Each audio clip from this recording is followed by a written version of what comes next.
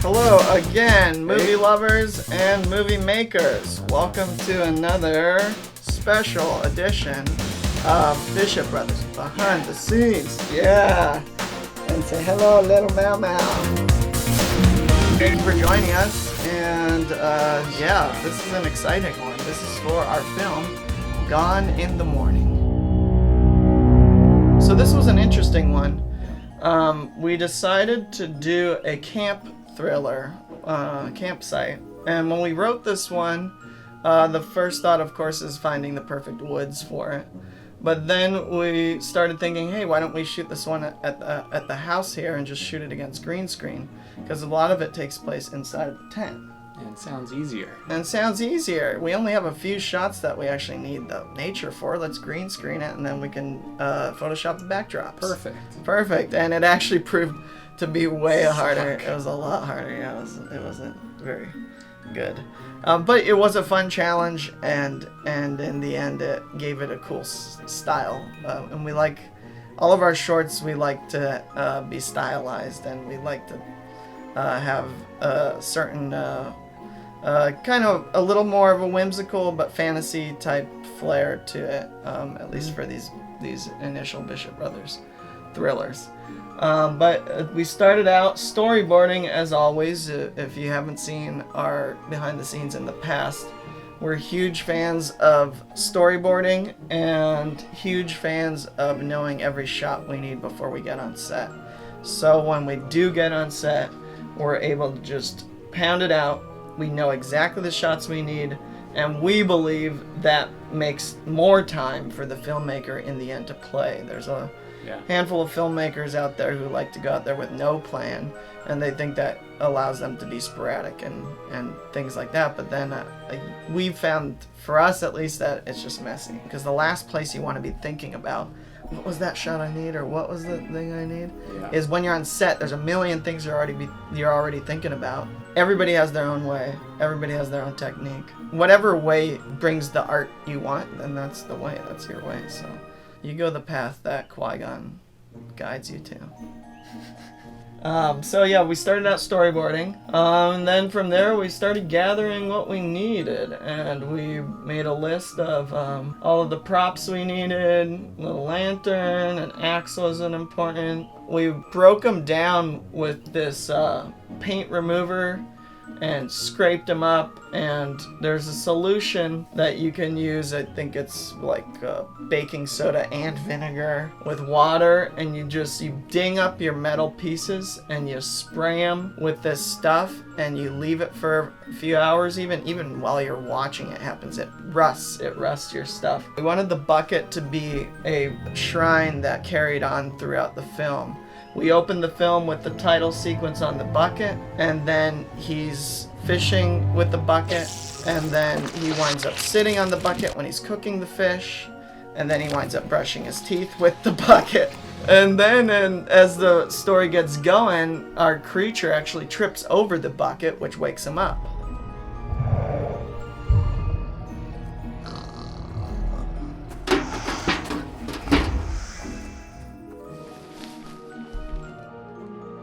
So here you can see we got this tent at Target, and to get inside of a tent with a wide-angle lens and shoot, you're never going to get wide enough.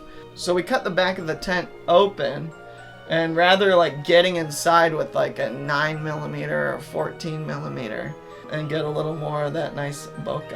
The bokeh. The bokeh is the blur and that shallow depth of field. It worked perfectly. We cut the tent, and we actually Velcroed the tent so we could close it and open it. And look what happens when you're cutting the Velcro. So when we needed to shoot one angle, we opened the back, and when we needed to shoot the other angle, we opened the front. And then we actually cheated the back for the side and stuff like that. And that actually wound up being kind of a pain because the colors weren't correct.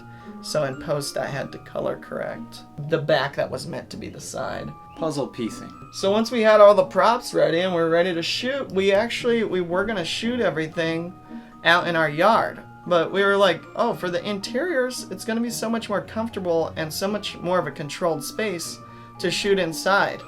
And we were actually also thinking about rain because it's been pouring like crazy this year. Sure. It's the rainiest year in Hawaii since like 2006 or something. We wound up bringing the tent in and lighting everything for the opening scene, and we got some branches and put them on some stands, and we fogged it up. Fog it up. We like fogging it up, and we like the image that we get with the fog. It's a nice, soft, romantic, horrific feel. And so we just did a moonlight from the back, and then another light down below to add a glow around our actor. And then we had a key light. We had a very small key light. We make these lights, and they're just little LED panels. They're about that size. And we have a little 12-volt battery, believe it or not. Never got a 12-volt before I started using these. But they last about 30 seconds before they start dying. So we wound up having like a different sequential look of the glow on the face. We love these little lights. And in our first behind-the-scenes video, Eyes, you can see us using them. We recommend picking up a little light, a little LED panel. It comes in so handy having that little fill. I mean, on this little Salacious Crumb here, we just used one of these little glow things just to give Salacious a little glow. For our creature, we just wanted a silhouette to be our demon or alien. Satan alien. It's a evil alien. It's an evil alien that wants to eat the man. It's the all-encompassing evil, which is what we want in every film. The bark eater. The bark eater. That's important. If there is one tip we can give you guys, is every film you get, be sure to put a bark eater in there. We just got a black bodysuit and put glowing eyes on it. And in the end, I wound up adding teeth in post. So I tracked the eyes and put a mouth, so it just had a little extra extra slice. Yeah. But that was fun. It was Rye played the creature, so we got the shot set up, and we did a bunch of takes. We fogged it up, and I closed my eyes, and as he was going up, he said, "Now." Oh yeah, that's good. It's like that. It does remind me. It's the fingers, those long fingers, and we did love the long fingers being inspired by good old Guillermo. Pan's Labyrinth, one of the freakiest guys of all. Yeah.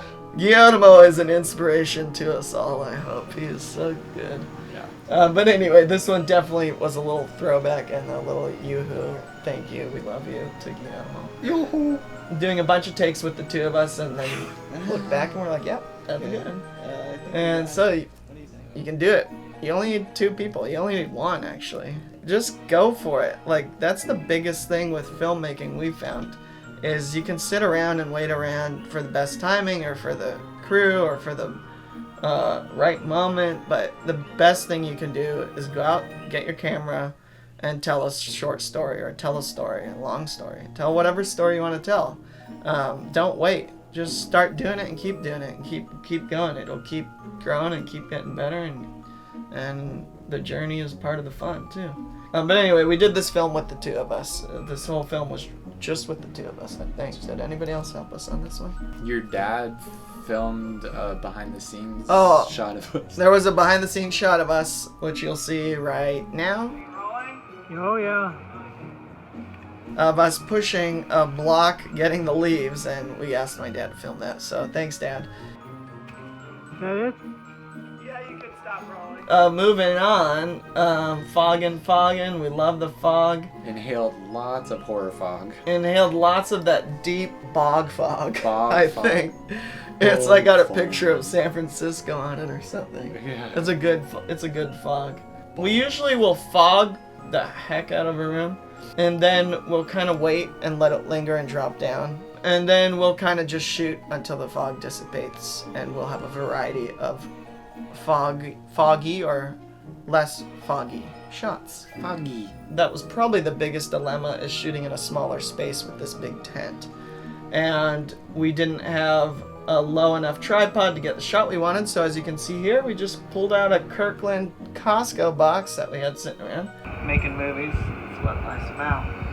It's midnight, Is it midnight? and it's September 1st. Yeah, it's midnight, but it's September 1st. I gotta be up in 5 hours. Ryan had to get up in 5 hours, and it was super late when we wound up ending. We were like, let's go for it. Those late nights making these movies with your pals are the memories that you'll remember. It's the funnest stuff. You know, you're not gonna remember having to get up early the next day because you cut that out of your memory, right? Yeah, or that's what haunts us. Yeah. Filmmaking is what like keeps us going. Yeah. There's something Will Smith says that's one of my favorite quotes of all time, and it's not saying this to say that you shouldn't have a job because you need to bring home some bacon, you know, but it's saying this to maybe inspire a few to just go out there and just do it. And he says, I don't have a plan B because it gets in the way of plan A. Yeah, and if you're tired the next day, you only get 4 hours of sleep because you're filming all day, all night, who cares? Sleep the next day. Have 2 cups of coffee. Go. Yeah. Keep going. Anyway, that was good advice. And at the time of the shoot, where I was doing this gig, this job, which he's not doing anymore, but it was just like he was making it happen and still doing the filming at the same time. And that's the way to do it. To do something and you know it, and this is what you love, don't settle for anything less. Get a life, make a movie. Get a life, make a movie. After shooting the interiors of the tent, we did all the interiors in the living room there. We did the exteriors out in the yard with the green screen. But we didn't want the leafy look on the bottom. It was actually going to be a bit more difficult doing the green screen stuff I needed to do with leaves, so we had to clear a big space with dirt. So we wound up using this log here, or this wood here, to clear it. And we made a fireplace that was going to be our centered location of our tent. We put the green screen up and lit it with these tube lights that we make, and it's just a shop light, and we get the LED tube lights, and we drill a metal piece that can fit on our stands very easy, and you can get the stands on Amazon. It's a very cheap green screen lighting solution. It's awesome. We had to get this green screen pretty darn tight. Tight like Toto. Taut and tight like Toto. We are in a band called Goodbye Elliot, and we had a producer called Renee, and he lived in Amsterdam. He lives in Amsterdam, and he's an awesome producer. Hey boy. Yes. That's a really good take, John. Thanks. God. Thanks, Bible. And an awesome musician. Here's Renee and his favorite little piper. Renee's the pipe. And my brother worked with him for 4 years, I think, Danny did? Danny the Man. Yeah, Danny the Man. And we went out and recorded our multiple albums in Amsterdam with Danny and Renee. And Renee would always want everything to be tight and to the T, and the drumming and the guitar and everything just perfect. T. And he would always say tight like Toto. Tight like Toto. Tight like Toto, and he was referring to Toto the band. They're so tight. It had been raining so much over the week, we kept like, I hope it doesn't rain. Right. I hope it doesn't rain, but it kind of looks good. And we kept delaying because of every day. We're watching the weather, and when we did the interiors, who cares? But after we knew we had to do this exterior, and we kept watching the weather, and we're like, gosh, we want to shoot it tomorrow. We want to shoot it tomorrow. And we kept missing the day because every day said 90% chance of rain or whatever. And then some of the nights it wouldn't, and we're like, dang it, we should have just gone for it. So finally we went for it, and this here is the night we went for it. And this is the shot walking in and grabbing the bucket. And we were waiting for sunset because that was the light I was matching. As you can see here, we got a nice sunsetty glow on the bucket with my feet. So yeah, we were getting the bucket shot, the opening shot of our short film. And it started to rain. We got one shot. I think we got that one shot, right? One shot. Yeah. It was like literally one shot. We went for it, and sometimes you gotta just go for it. And we did the whole setup down there, which the setup took an hour or two, a couple hours. Yeah. And we were like, oh, please don't rain, please don't rain. We got one shot, and then we felt, oh no, there it came, and here it is. All right. Everything was perfect. What happened? Can't say we didn't try. It's been bad weather all week, like at this time. But today it looked like it could be okay, so we're like, let's go for it. And we've been pretty antsy to go for it. Yeah, it's been like canceled night after night because of the rain. We canceled it for a week, so sometimes you gotta just go for it. So we did. We tried going for it, but the weather report said it was 10%, 20% chance of rain, and it's just pouring. In the words of Marty McFly, what does he say? Since when can weathermen predict the weather, let alone the future? Exactly. Nothing against weathermen. So we got the green screen down here. We're just gonna leave it up. It's just took forever to set it up. Yeah, we got one shot. Hopefully it turned out okay. And sometimes you can't control everything. That's a big thing. Sometimes you gotta just go for it and hope for the best. All right. And sometimes you get the worst, but it's all good. We'll do it again. This is what 20% chance of rain looks like. So that was pretty annoying after deciding to go for it, that it does in fact rain. But sometimes, like we said, you can't plan for it. You just got to go for it.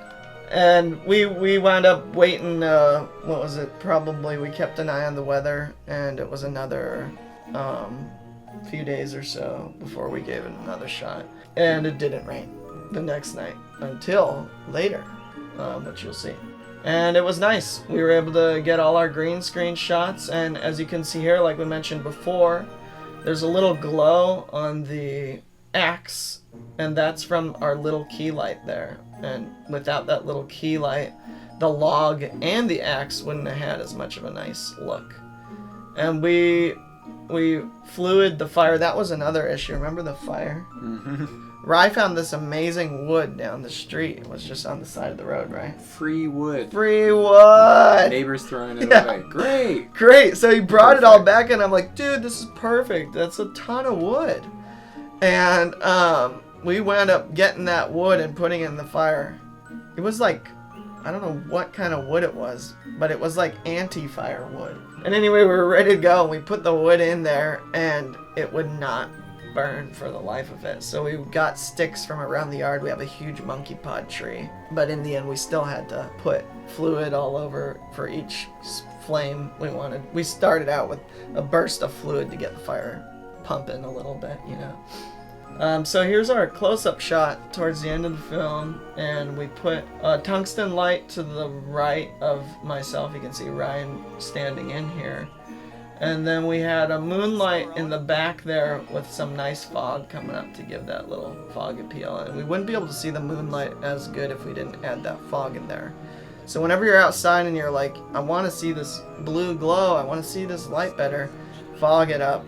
Same with, like, if you watch Empire Strikes Back, the end of Empire Strikes Back, that's one of our favorite lighting in movie history, is the duel between Vader and Luke at the end there in the carbonite area. Also with the Han Solo being frozen in carbonite, that whole scene there. But that blue and that orange is just, it's beauty. And then the daylight tungsten just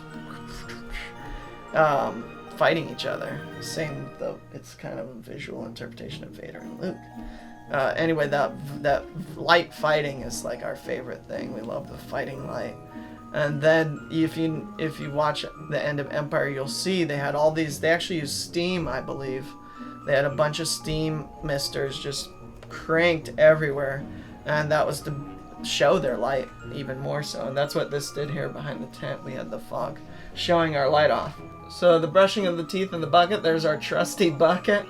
Here's Rye standing in again. And for this one, we wound up just kind of lighting the tent and the subject and trying to keep the back as dark as possible, so you couldn't tell that he was in a different place or a different forest, because I didn't want to green screen every single shot, you know. But anyway, we had our fire light and we had our moonlight, and we were just moving those around to the proper side of trying to continuity. That's another thing. By the time we got to this ook shot, we hadn't eaten dinner. We just wanted to get things done before we ate food. We were feeling the hunger burn. So we're like, and we done so many change-ups. It was a lot of change-ups. And it was pretty deep in to the night. No turning back. At No this turning point. back, so we're like, let's do it. So here's the bucket, sitting in the bucket cooking the fish. As you can see, we just kind of moved the seat around. You can see the image here, the tent behind the guy sitting there. So I needed the green screen behind. And then for this one, we're going to have the woods on the side of the fish cooking shot. So we just moved me rather than moving the green screen, of course. And we figured people wouldn't remember that the fireplace stays. So, little insight, if you're really nitpicking, you can see that the fireplace rocks don't move with the thing. Who's gonna see that though? I was spraying the rest of this fluid here. Yeah. Oh, we had hardly any fluid in there. Oh, this is another thing to mention, is we love wardrobe. And we mentioned this in the other behind the scenes, and this is a big thing we believe in. A lot of people say, how do I make my movie more cinematic? How do I make my short film more cinematic? And a lot of people have these great videos on post-production stuff, different overlays you can put, different settings on the camera. But there's not enough mention of what makes something cinematic is everything. And that's the post-production. That's the settings on the camera. But it's also the wardrobe. It's also the continuity. It's also fogging it up. It's also the props. Along with all of that, we love to make wardrobe stand out and make wardrobe pop. And one of our favorite things, which actually was inspired a little by it, and one example I always use of taking a wardrobe and making it pop rather than being just some dull guy in a shirt and whatever, is Marty McFly in Back to the Future. Robert Zemeckis took his character, Marty McFly, his and Bob Gale's character, and they, rather than putting him just in a, button-down shirt and whatever, they gave him some jeans and gave him some orange, gave him some color, and gave him some white shoes and had him roll his sleeves and put some 80s thing under his jean jacket. He's got that white 80s with the jean jacket, and then he's also got the life preserver, the vest, the orange vest that they kept calling life preserver, with the jeans and the white shoes, and then the watch, and it's all builds it's makes the character stand out rather than get lost in the shuffle. So with our character here, we did the jeans with the vest as an homage, but also we like the look, but decided to give him some character with giving him Return of the Jedi shirt, little Star Wars undershirt that you don't see too much, and throwing over a flannel for that camp feel with some nice camp boots and a nice NASA trucker hat to give us a little sci-fi aliens belief in our guy. Just a little subtext. We talk about subtext in our last video, and this is something we wanted to do with a very subtle subtext of, in this video, this alien is getting this guy. This is probably one of the most disgusting moments in the film. In your life too, probably. Yeah, it was pretty gross. We got this fish, and I ain't gonna pretend I ate the fish because the fish went like rotten, and so I didn't eat the fish, but it was still disgusting because we had to kind of like rip open the fish to make it look like we ate it. We got it in the fish, and we shot that sequence when it rained, and the fish was ready then. And the fish kind of sat out for a sec there. And then I think it was like a week later we wound up shooting the bulk of it because we were waiting for the right non-rain moment. And that fish had been just sitting in the fridge. And so by the time we brought it down there, and that fish was gross. It didn't take much to just rip through the fish body. It was disgusting. And I wanted it to look real, so I put my mouth in there as much as I could. And we're already hot and gross down there, so getting that warm, hot, gross fish with the feeling of already feeling gross. But what I actually wound up putting in my mouth for texture is I got a granola bar. Our second film that we did, Spit, our feature film, it's on Amazon if you want to check it out. We were inspired by so many different things in that film, and inspiration is key. George Lucas, when he was doing Star Wars, he would take actual dogfight scenes from World War II movies he liked, and he would cut the Star Wars scene exactly to the World War movie to get that to get the imagery from the dogfight. But anyway, with that being said, every director, every filmmaker is inspired. So with this scene, we were inspired from the Lord of the Rings Return of the King, I believe it was, when the king is sitting there and he's eating the food and it's just disgusting sounds. It was such a great moment. So we were inspired by that for the juicy chomp and that opening sequence as well. It kind of cuts in from a peaceful sound to a bzzz sound, and then another peaceful sound to fire crackling to a sound, and then a brushing sound to a spitting sound. So we wanted to be like boom, boom, boom, kind of like a dance at the beginning there for the opening sequence. This was a really cool thing, is we wound up finishing, and no joke, like a half hour after we finished, it just started pouring. So it's 1 o'clock, and we just finished filming about an hour and a half ago, and look, pouring out now. Sometimes the weather is on your side. We did it. We got everything in the can that night, and we started work on post. So you can see Ryan doing the creature stuff here. This was actually for a shadow when the creature walks by the pillow. We just did this again, screen, and then cut Ryan out, and then made Ryan black. Put a blur on Ryan, and then angled him over the pillow so it went past the pillow. And then adding in building the fishing shot was kind of the biggest shot, that opening fishing shot.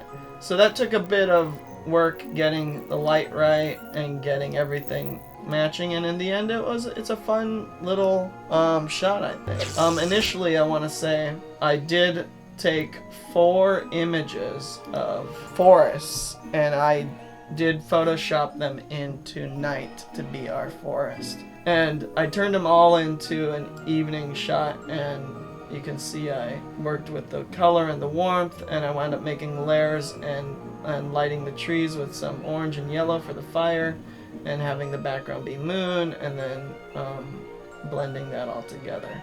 So after the forest building and the fishing shot, there was the fish fire shot. Not too bad. I had the forest all built, and then I added some grass down by the dirt, so there was an easier transition from the dirt to the forest. And then at the very end, I added some smoke.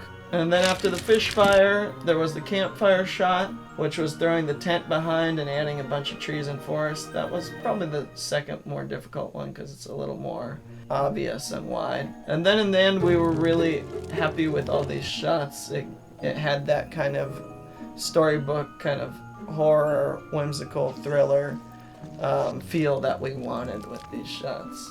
It was a little bit more work, but it was fun. It was a fun thing to do. So last thing we did was build the credits, and we had this font we really loved. Also, you'll notice on the opening credits, it's on the bucket, so for that sequence, just put the text over the bucket, and I photoshopped it with an image of the bucket and kind of made it like it was etched into the bucket, so it looked like when it opened that the text was a part of the bucket.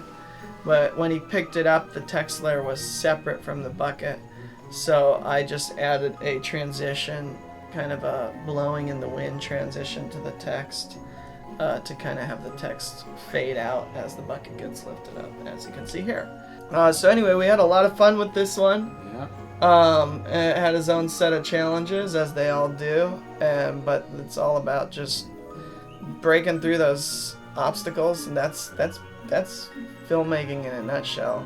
Yeah. Is putting out fires, and that's part of the fun, is putting out those fires. Well, we're working on the next one. We can't wait to show you guys that in the coming months ahead. Yeah, we got one planned, shooting it this month, and then we have another one planned for the next month, so we'll be cranking them out and throwing them up. So let us know in the comments if you have any questions, if there's anything you were curious about on this one.